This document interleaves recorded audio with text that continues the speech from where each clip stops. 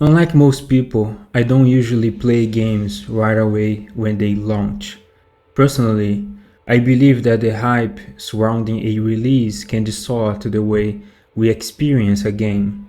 Of course, this approach doesn't really apply to multiplayer games, where timing is everything.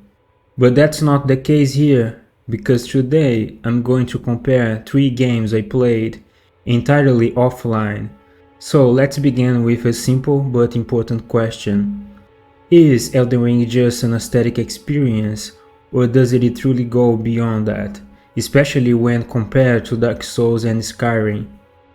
Let's break this down into 3 main aspects: gameplay, aesthetics, and the lore, like the signature narrative approach we find in most Souls-like games. On my first run through Elden Ring, it was impossible not to be struck by the sheer beauty of the world.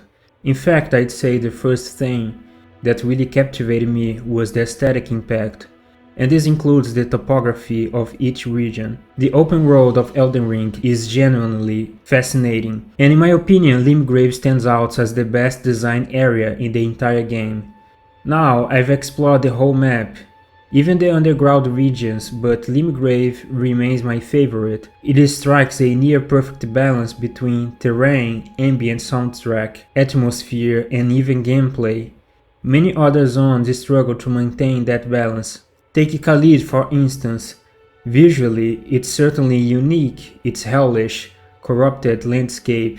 It is hard to forget, but once you're past the initial visual impact, the area falls flat. The soundtrack is quite forgettable and the environment feels hollow. Beyond the enemies wandering around, there isn't much depth to the experience. Without the Radon Festival, the region would feel almost irrelevant. Sure, there are a few notable side quests near the lake, but it is a small section compared to the entire region. One area that could have competed with Limgrave, at least visually, is Miquella's Relic Tree. In terms of pure visual design, it is arguably the most detailed and beautiful zone in the game, but there's a catch. It is also one of the most punishing areas in terms of difficulty.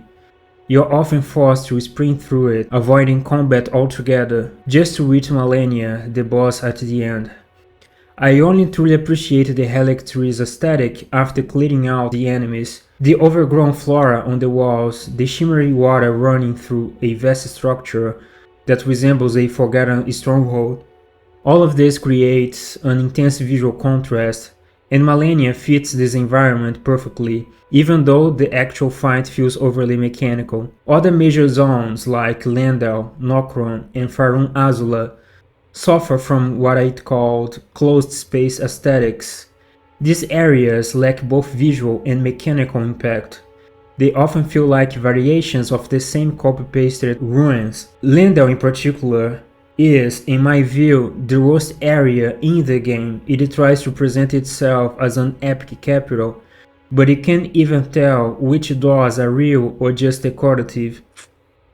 The sewer system beneath Lendal has the exact same look as all of the other caves, and it's an absolute chore to get through. Most players only go there to fetch specific items, so Lendal doesn't even come close to the majesty of Anolondo. Without the Earth Tree towering above it, the capital would be completely forgettable. Now, speaking a bit about the design of the characters, NPCs, and everything that moves within Elden Ring. As I mentioned earlier, the game is aesthetically very precise. The characters are visually well crafted to match the world that Elden Ring sets out to create. This is clearly represented in figures like Melina, Malenia, and Ranni. But this impact is purely aesthetic. Even though Ranni's lore is somewhat better structured, it often comes across as childish or even a bit cartoonish. That said, her questline still offers a strong visual and atmosphere experience. Traveling through all of the areas required to reach her ending is genuinely rewarding, from the aesthetic point at least. However, if we try to evaluate the lore outside of this aesthetic context purely as narrative, it's honestly not that compelling, and this reinforces the idea that Elden Ring operates within an aesthetic impressionism, something it actually does very well. Now, when it comes to gameplay, I do think Elden Ring offers a smoother, more fluid experience compared to Dark Souls. When I went back to play Dark Souls, I noticed how limited your stamina pool feels. It is restrictive and at times frustrating. Elden Ring removes some of those limitations, but by doing so, it also removes the dance aspect of the fighting, the carefree rhythm of combat that Souls games are known for. In Elden Ring, many enemies use flashy grounded based attacks that just don't make much sense. Some even come with delayed explosions that break the flow entirely, so these mechanics often feel like artificial difficulty, a way to push players into using the most overpowered builds or focusing entirely on raw damage output. As a result, Elden Ring's combat ends up feeling mechanically inferior. It lacks the tension, the tactical depth, and the satisfaction you get from a fight like Orstein and Smough in Dark Souls. As for the lore and immersion, it becomes pretty clear that Elden Ring tries to explore a kind of philosophical conflict, almost as if it's caught between Schopenhauer's metaphysical pessimism and Nietzsche's will to power. The problem is, these two worldviews don't really interact well in the game. The result is a narrative structure that often feels like a parody of itself. There are moments when the lore seems to exist just to serve an aesthetic.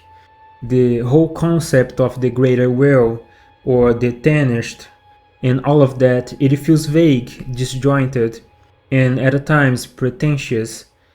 In contrast, Dark Souls offers a more cohesive experience, both in existential terms and aesthetic terms. Its world building is cleaner, its metaphors more unified, and Elden Ring may look stunning, but its narrative lacks existential weight. But Skyrim, in comparison, manages to deliver a bit of both, even with its flaws. Its biggest weakness is of course the combat system, and many areas could use more life, more NPCs, more dialogue. The main quest line is short and could have been expanded, but in spite of that, Skyrim has a near perfect soundtrack and delivers true immersion even with its outdated graphics and simple mechanics.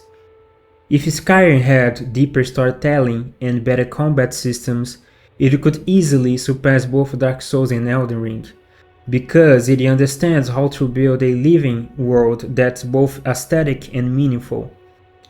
So yes, in the end, Elden Ring is above all else an aesthetic experience, and Dark Souls and Skyrim on the other hand manage to offer something more, an experience that is both aesthetic and existential, where beauty meets purpose and power is tied to meaning.